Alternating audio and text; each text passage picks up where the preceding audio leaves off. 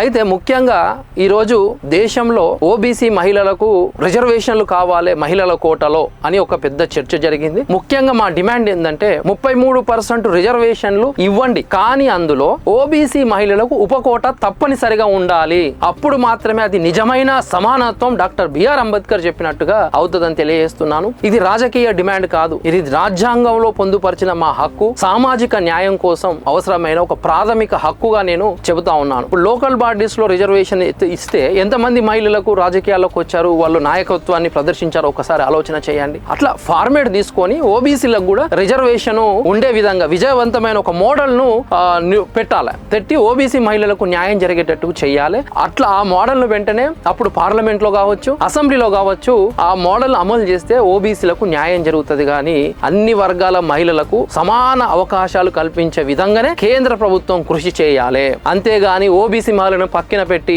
ఈ మార్పుతోని ఆధిపత్య కులాల మహిళలకు మొత్తం రిజర్వేషన్లు ఇస్తా అంటే మాత్రం ఇది కరెక్ట్ కాదు. సమానత్వం లేకుండా అభివృద్ధి అసంపూర్ణంగా మిగిలిపోతుందని సందర్భంగా నేను తెలియజేస్తా ఉన్నాను.